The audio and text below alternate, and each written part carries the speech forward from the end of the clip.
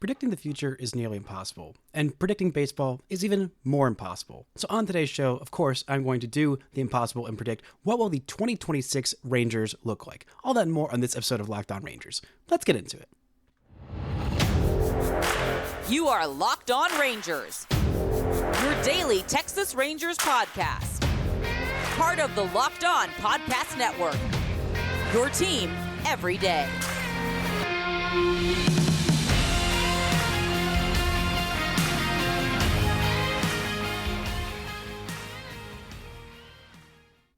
You are locked on to the 2023 World Series champion Texas Rangers. I'm Bryce Patrick, a cripplingly addicted Texas Rangers fan covering this team for 10 seasons, including all 5 as the founder and host of this podcast. Thank you all so much for making Locked On Rangers your first listen every single day. If you're not already, you can follow me on Twitter at Bryce Patrick. You can follow the show at Locked On Rangers. Hit subscribe on your favorite podcasting platform and on YouTube, where the best way you can help grow the show is to comment nearly any single thing below. Now, before we get into today's episode, the show is brought to you by FanDuel. Make every moment more. Right now, new customers get $150 in bonus bets with any winning $5 moneyline bet. It's $150 if your team wins. Visit FanDuel.com/lockedon to get started. Now, before we get into predicting the future, there was a little bit of news, but not really news, but a little bit of news enough that it is worth mentioning on this podcast. Jon Heyman, who is a national insider who writes for the New York Post, is also frequently on MLB Network. He was on Bleacher Report's live stream to talk about free agency in general and who's going where and what are the latest rumblings on everything, because there has been mostly a whole lot of nothing, and still a whole lot of nothing on the front of one Jordan Montgomery, who I maintain should be the Rangers' top priority if they sign literally just one person for the rest of this offseason and want to call it a day. I think that one person should be Monty. Now, I don't think that's necessarily what they're going to do, but in terms of big money free agents, and I think Montgomery's going to get some bigger money than we initially anticipated when the Rangers traded for him and saw that he was going to be free agent at the end of the year. I thought it would be easier to maintain him than it has, but hey, that's what happens when you go and post 11 great starts in the regular season, shut down the Astros in the ALCS, shut down the Rays in the wildcard game, and do a good enough job in the ALDS and the World Series to make yourself one of the best pitchers on the market, and that's what Jordan Montgomery is. So there was some buzz on some new teams that I had not heard much linked to Jordan Montgomery. According to Jon Heyman, he still thinks that the Rangers are the most likely team for Montgomery. Again, they're still waiting on the fallout of the Bally Sports situation to kind of get resolved, and he thinks there's going to be a one-time payment in the next couple weeks. Sometime around mid-January is when I think this thing will be resolved. It's what all the reporting has indicated, that it was about mid-December last time we got an actual update from these developments, and it's going to be about a month for the Rangers to kind of resolve this. I don't think it's going to be as much money as they are hoping. It's probably not going to be the whole $111 million that they got every single year with their TV deal, and Jon Heyman seems to think the same. But it should be enough for them to, hopefully get off their butts and go sign some big money free agent. And I don't think they're the only ones that are kind of waiting on this resolution. Obviously, there's been a little bit more of a resolution with the other teams. I don't know why they have been, why some of these other big money teams have been so slow in terms of just going out there and spending the money. Or maybe it's some of these free agents that know Texas has been one of the most aggressive teams in free agency the last few years, and waiting on them to, get the green light from ownership once they've got some kind of, guarantee in writing of how much they will be getting from Bally, if that is the case, which I think it will be. I think we'll still have at least 2024 on Bally Sports Southwest. Unfortunately, for those of you who do not have the cable access to Bally Sports Southwest, which I'm sure is a good number of you. But again, Heyman seems to think that the Rangers are the favorites to sign Jordan Montgomery, which is great news. That is honestly great news because we've heard all kinds of different things of, oh, it's going to be out of the Rangers price range, or, oh, he wants to go to this team or the other. Or, I feel like it's just such a natural fit, and it's been such a natural fit from the start. Like, he gives everything the Rangers want. He's been there. He liked it. He won a championship there. He's a World Series hero forever, no matter what happens, no matter where he signs, no matter, what goes on with him for the rest of his life. He is a Texas Rangers legend forever for what he did in 16 starts, 17 maybe, if my math is mathing correctly. Maybe 17 games and 16 starts. But either way, it just makes so much sense for a guy like him being so durable and reliable. I mean, FanGraphs had the Rangers projection as their rotation as the 20th best rotation according to their metrics, which feels insane. Like, I feel like I'm insane seeing that because, oh, well, Jacob deGrom's going to be hurt. Well, he was hurt all of last year. Oh, Max Scherzer's going to be hurt. Well, he was hurt for a lot of last year. Oh, Tyler Mallay's going to be hurt. Well, he wasn't even here last year. I mean, the Rangers had a solid to above average rotation for the first half pre-deadline last year, even with 6 starts of Jacob deGrom and a little bit of missed time from Eovaldi. I mean, the only real loss from the first half of the rotation last year is those six starts from deGrom and Martin Perez. And I love Martin, but replacing him with Cody Bradford is not exactly a massive drop-off. I really think that Bradford might be able to replicate his success or maybe even do a little bit better. We'll see, because Bradford is still young and he hasn't been a member of a major league rotation for a significant chunk of time. He came in and did well in his spot starts and did well in his mop-up relief, but I really just am losing my mind seeing how the Rangers are the 20th best rotation in baseball. It's a fine rotation. It's probably not top 10 at this point. That'd be hard to argue, but like 20th feels ridiculous. And even if it is 20th, the offense is going to be really stinking good. And I think they will still add more help to the bullpen. But anyway, something that was interesting to me in this live stream that Jon Heyman talked about is the Phillies being interested in Jordan Montgomery. And that was not something that I saw coming, because the Phillies, it felt like they made their one big move in re-signing Aaron Nola, and it didn't really feel like they had to do a whole lot after that. Their offense is pretty solid. Their rotation is pretty solid. I mean, they're probably going to have to go in and re-sign their ace, Zach Wheeler, in free agency next year, but I see him coming back. I see that making a lot of sense of them being aggressive there, but I just didn't anticipate them being in the bidding for what will probably be around $150 million. It feels like almost at a baseline at this point, because one thing that Heyman said was that he's going to be looking for a deal. I mean, it's not something that he said explicitly, but it feels like Montgomery and his camp are looking for somewhere in the $160 million range that Carlos Rodon got last year as a lefty on the free agent market. Granted, Rodon, his upside is a little higher. The injury history is way scarier than anything that Montgomery has. I mean, Montgomery has had Tommy John surgery, but I mean, Rodon has had like one healthy season, and that was the year that he hit free agency. I mean, good timing on his part, but yeah, I'm surprised that some of these other teams that are in the market haven't been more aggressive. He mentioned the Yankees, the Mets, Red Sox, Giants, and Angels as other suitors. The Giants and Angels kind of felt like came out of nowhere. Maybe those are just names being, throwing things at a wall until they stick. The Giants could use some rotation help, and they've got a decent team, but I didn't think that they would be suitors for Montgomery. The Red Sox were an interesting destination because his wife works in Boston, but again, there is reports about Boston telling free agents that they're going to have to shed more payroll even after trading away Chris Sale to go and be aggressive on them. So I don't know if that's a likely destination. The top two choices in Heyman's mind are the Rangers and the Phillies, and I think that makes sense more so than the Mets, who I don't anticipate being really big contenders this year or maybe even next year, and the Yankees, who told him that he wasn't a part of their playoff rotation and then traded him away. I feel like a Phillies and Rangers bidding war would make sense, with the Rangers hopefully having an edge in spending a little bit more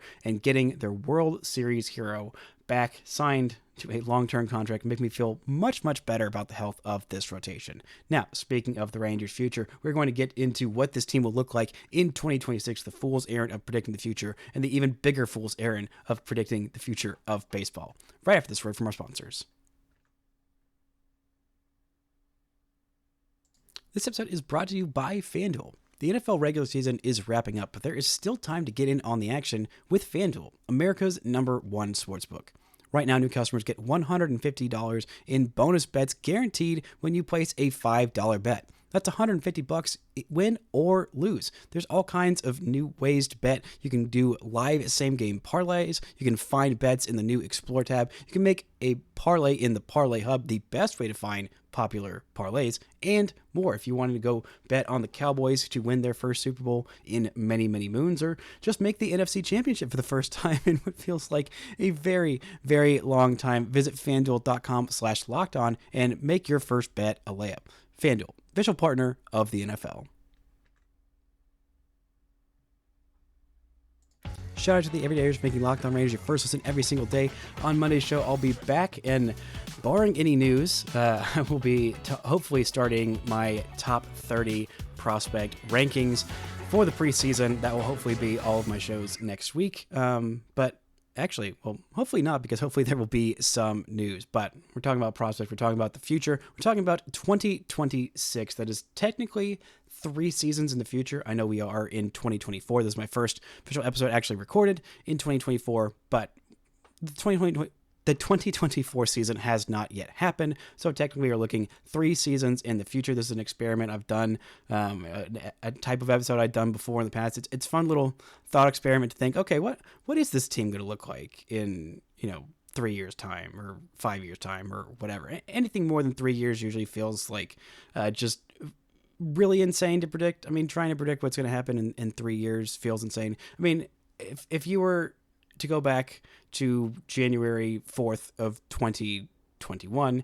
and predict what the 2023 Rangers were going to look like, I don't think any of us would have been predicting World Series champs.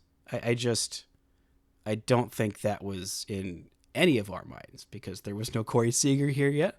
There was no Marcus Semien here yet. There was no Jacob deGrom here yet. There was no Max Scherzer here yet. And Josh Young was just barely drafted. Evan Carter was still an absolute mystery. And Adolis Garcia was, I don't even know if he was, I think he was just barely on the Rangers. I think he played like 3 games at that point. But 2026 is such a far ways away. I mean, there will be a World Cup in North America that year, Winter Olympics in Italy, and the All-Star game will be in Philly. Those are things that we know probably for sure will happen, unless something weird happens. But let's look at this lineup, and it's on a point that I've been trying to hammer home for a lot of this offseason, of how much this lineup is going to stay intact for years and years and years to come. But like, looking at it on paper and looking at what this team will look like in 3 seasons in the future and making some predictions, it looks very similar. At least that's my hope, because 2026 will be the year where the Rangers have quite a few key free agents. Even if Nathan Eovaldi's deal, the option vests for 2025, he'll still be a free agent in 2026. John Gray will be a free agent in 2026. It appears like that will be the year that 4 key parts of this Rangers team from this year will be hitting free agency. It'll be Dane Dunning, Adolis Garcia, Jonah Heim, and also Nathaniel Lowe. And I've talked in previous episodes this year about who I think is a likely candidate for a contract extension. I think Jonah Heim is going to be there as the Rangers catcher in 2026. He'll be 31 that year, and I don't know if it'll be an actual contract extension or just signing him back in free agency. But I think that keeping Jonah Heim here as your franchise catcher for the long haul is something that makes a whole lot of sense. Catchers, it's so hard to find a good catcher, let alone especially just a defensively great catcher with some offensive upside, and Jonah Heim's got really big offensive upside. I mean, we've seen him, show that power. We saw him had a 3 or 4 WAR season, depending on which metric you like this year. We saw him start the All-Star game. We saw him hit clutch home runs in the ALCS off of Framber Valdez. We saw him hit a home run in the World Series. I mean, this guy is the real deal, and guys like him do not grow on trees, and signing him to an extension makes all the sense in the world. He will be 31 that year, and still not old. I mean, he still will have had 5-ish, 6 maybe major league seasons under his belt of being kind of a full-time everyday catcher. Let's see, that'll be about 5.5 seasons, because 2021 was a half season. It wasn't the full-time starter, was the platoon starter with Jose Trevino. And I really hope that he is here in 2026 as the Rangers catcher. Now, first base. The Rangers could decide to extend all 3 of these hitters that are going to be hitting free agency that year in Adolis, in Jonah, and in Nathaniel Lowe. But I think Lowe, even though I love him, and I have, more than made up for my stupidity of not understanding and appreciating the trade for him when the Rangers made it. I see what he brings to the table, and I think he's very, very good, and I think he is a great hitter. But of these 3 players, I think he is the most likely to go somewhere else in free agency, whether the Rangers, trade him a year ahead of him hitting free agency, or if he just hits free agency, which I think is most likely, given where this team hopes to be on their contention schedule-wise that year. They're hoping to still be in contention every single year, obviously 2024, 25, and 26, after winning it all in 2023. But I think at first base, I'm going to go a little bit maybe off of your board and say Abimelec Ortiz. He will be 24 years old. He's 21 this year. Had a really, really big breakout year this year, hitting over 30 bombs in 33 to be exact, in 109 games. The strikeout rate was quite a bit, but the walk rate was pretty solid. He hit for crazy power, and he's a guy he's a first base prospect who occasionally plays the outfield. I don't know really how well, but I haven't exactly heard glowing reports about the outfield defense. But the bat, man, there is some real potential for a special bat at that point. There is also a possibility that one of the Rangers' outfield prospects maybe considers playing a little bit of first base. Maybe there's a world where Josh Young moves over to first base and Corey Seager slides over to third, but Josh has been so good defensively at third that I don't think that will be the case. So Abimelec Ortiz, hopefully that will be, I think, probably about his rookie year. If I'm looking at how he will find at bats in this Rangers team, I don't think he makes his debut this year. I think that would be pretty aggressive, since he hasn't been even to Double-A at this point. He played in the Arizona Fall League this year and had a really, really good slash line there with an OPS north of 1,000. And I don't think that he'll crack through in 2025. Maybe he'll spend a year at AAA that year. I'm assuming this year he'll probably start at Double-A, maybe make it up to AAA by the end of the season.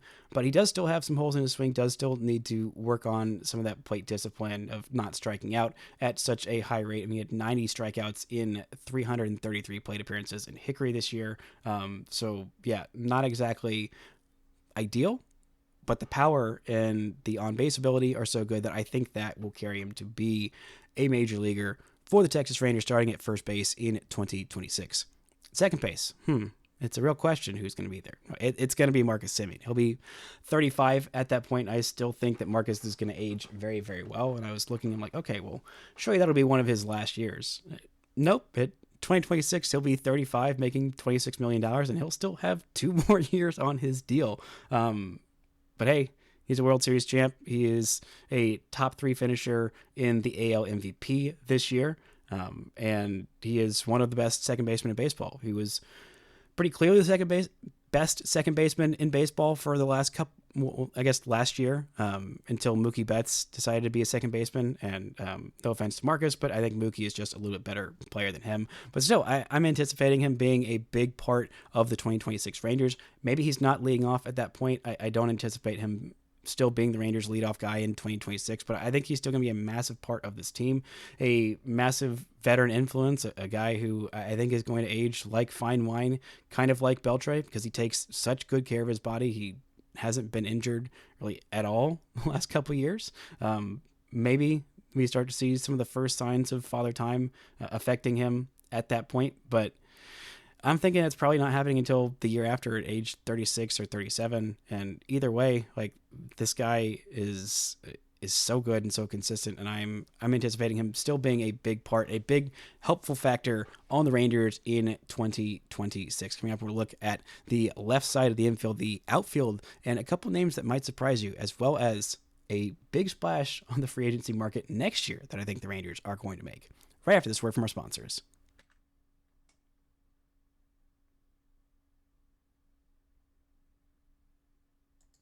Now let's look at that left side of the infield. I really wonder who's going to be playing shortstop for the Rangers in 2026. Well, I still think it's going to be Corey Seager. There's been a lot of speculation, and especially when the Rangers signed him, as to how long is Corey Seager going to stick at shortstop. I think in 2026, he's going to be 32 years old that year. Maybe that's towards the end of while he's his time at shortstop, but I still think he's definitely going to stick through it at least through that year. But I think someone at the end of the year is maybe going to challenge for that spot. Maybe move him to more of a DH role, or I don't even really know what they would do at that point. Maybe they move him to first base and move on from Abimelec Ortiz. But I think that Sebastian Walcott, he'll be 20 that year. And this is a very, very aggressive timeline to be projecting Sebastian Walcott. But I really think that he could be in the big leagues, towards the end of 2026. Right now, his MLB ETA on the MLB Pipeline prospect rankings has him making the bigs sometime in 2028. But I mean, he made it to high A as a 17-year-old. Granted, he didn't play a whole lot of games in high A, but he still did make it to high A. I mean, it was literally 4 games and 13 at-bats, and it wasn't super encouraging production there. But still, the ceiling on this guy is incredibly high. It's also entirely possible in 2026 he is, in AA and struggling with some of those, contact rate issues. Maybe he's, a little bit too big for shortstop and moved off there. I don't think that'll be the case. But I mean, the ceiling and the floor are both very high and very low for Sebastian Walcott. But I think that he is going to be challenging for an everyday spot in the lineup, fighting to make his debut in the year of our Lord 2026. Now at third base, it's going to be Josh Jung. He's going to be 28 years old, probably in his prime. This will be year 2 of arbitration for him.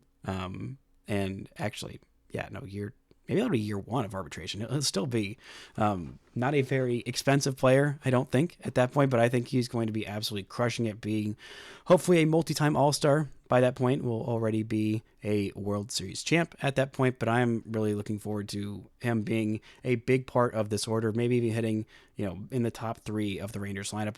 We'll see, because there are a lot of other bats that I think are going to be a big part of this Rangers offense at that point. In left field, I still think it's going to be Wyatt Langford. He'll be 24 years old at that point. I don't see the Rangers trading him away, and I don't see him, not making the big leagues by 2026. That would be, I think, a huge red flag. If he doesn't make the bigs in 2024, that's fine. If he makes it the end of 2025, that would be a very, low end for him. I think that would be like the absolute latest, is unless there's some kind of, big injury and then he struggles when he comes back. But I think Wyatt Langford will have been in the big leagues for, maybe that'll be his 3rd season, because I really see him possibly making it to the big leagues even to start this year.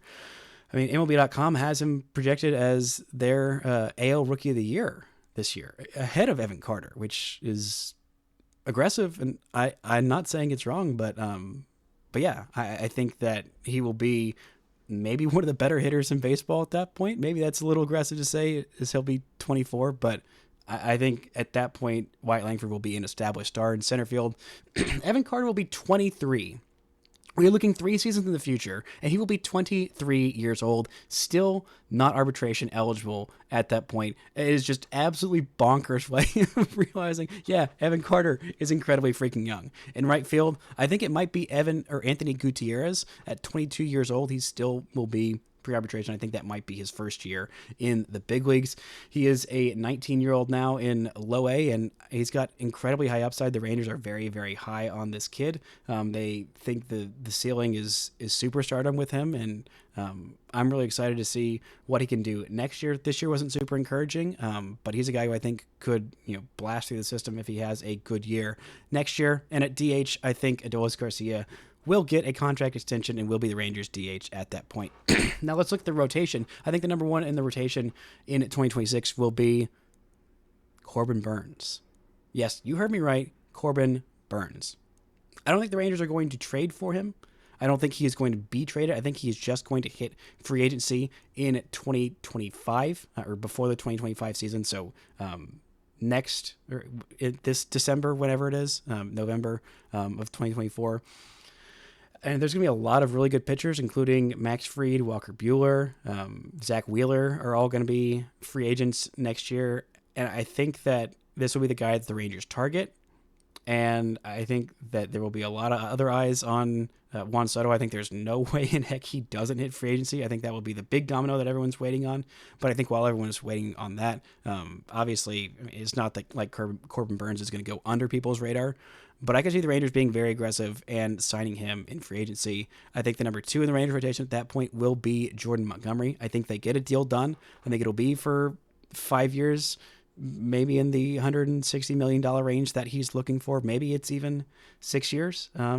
But I see the Rangers getting that done. He'll be 33 at that point, hopefully still a durable workhorse, giving the Rangers a lefty in the rotation for years and years to come. Number three in the rotation at that point, well, maybe this is aggressive for health projections, but I think that I'm really hoping, this is just me being wildly optimistic, but Jacob deGrom will be 38 at that point. He will still be under contract for that year, and I believe one more year after that. Yeah, 2027 is the last year of his guaranteed deal. He has a club option for 2028 for $20 million. And unless things go incredibly well, I don't see the Rangers picking that club option up in 2028 when he's 40 years old. But that's mainly a hopeful projection from me on his health. We'll see what he looks like this year when he comes back. If he comes back this year, I think he will. I'm thinking he's going to look like Jacob deGrom when he's on the hill. That's just kind of been the standard. There's not been a diminished version of Jacob deGrom when he has been on the hill. He has been incredible. It's just getting him on there, keeping him on there, and we'll see what kind of workload he can give at age 38. But I'm still obviously a believer in Jacob deGrom. He is absolutely, electric to watch. He is must-watch TV, and really hoping that the Rangers can have a Jordan Montgomery, putting him as a number three. Maybe I should just say he's the Rangers number one because when healthy, he's incredible. But who knows? I think that's the most unpredictable thing of what Jacob deGrom will look like in 2026. Now, the rest of this rotation, maybe this is also me being very aggressive and optimistic because it's me projecting that the Rangers will develop multiple starting pitchers who can be mid-rotation to back-end rotation starters. The Rangers number 4, I think, will be Kumar Rocker. He'll be 26 at that point. He's going to come back from Tommy John surgery at some point in this year and almost certainly start in Double-A. And it wouldn't surprise me if it would surprise me if he made his big league debut in 2024. It wouldn't surprise me if he cracked the bigs and the rotation in 2025. I think the upside on him is incredibly high. I think he's going to bounce back very well from Tommy John surgery. The stuff that we saw in his few starts in Hickory this year was very, very encouraging. He was just about to be promoted to Double-A before he had the UCL injury. Very, very upsetting. Probably the biggest bummer on the farm this year was him having Tommy John surgery, but I'm still a big believer in Kumar Rocker, and I think that guy's got some really, really high ceiling, and I think he's going to be hopefully at least a mid-rotation starter for the Rangers. Number 5 in the Rangers rotation, I think Brock Porter will finally be ready at this point. He is going to be 23 years old, and I think this year he probably starts in High A Hickory, maybe makes it to Double-A by the end of the season, but Porter's got an incredibly high ceiling. He is the guy who the Rangers used all of that extra money that they saved on drafting Kumar Rocker with a 3rd overall pick back in 2022. And they are big believers in this kid. He is still, very young. He has got a very limited track record in pro ball. There's a lot of work to be done, but the ceiling is very, very high. And I am a big believer in Brock Porter, and I loved what I saw from him this season, especially as the walks diminished as the year went on. Now, the backup number 6 starter, assuming that Jacob deGrom is not healthy, which he more than likely won't be, but I'm still letting myself be optimistic, but just projecting a 6th starter in there. Jack Leiter will be 26 at that point. Hopefully we'll have a couple years of big league experience under his belt, maybe just 1 year at that point, because he's not going to start the season in the Rangers rotation. I don't see him, fighting with Cody Bradford for a spot to crack the bigs out of camp in 2024. I could be wrong, but I just don't see that as a likelihood. He'll start in AAA, and maybe by the end of the year, if Jack Leiter makes his big league debut in 2024, I consider that a success. That is still 3 years basically in the minors before he made his big league debut, and that's solid. Even though it was the hope that he would jump through the majors pretty fast, or jump through the minors pretty fast and make it up to the majors. But hey, pitchers are incredibly hard to develop and to predict, and the last position that I will predict is Emiliano Teodoro as the Rangers closer in 2026. He'll be 25 years old. He has got some massive gas, a lot of heat from that fastball, and some pretty good breaking stuff as well. I think that he could crack the Rangers rotation out of camp this year. That would be pretty aggressive. But hey, he's got all the upside in the world. He had an incredible Arizona Fall League, and I'm really hopeful that he could be a really nasty reliever in the Rangers pen at some point this season, and definitely, I think, in 2026. Now, the only other question at that point is who's going to be the GM, who's going to be the manager. I think Chris Young has bought himself at least 3 years of job security, being, the local kid winning a World Series his first year in charge. And I think Bruce Bochy will probably still be there. I don't know if the Rangers will have won another ring by that point in 2024 or 2025. But I think that Bochy would like one more ring. And if Bochy has retired, he will be, his deal was for 3 seasons. So we'll see if he signs back up or signs an extension.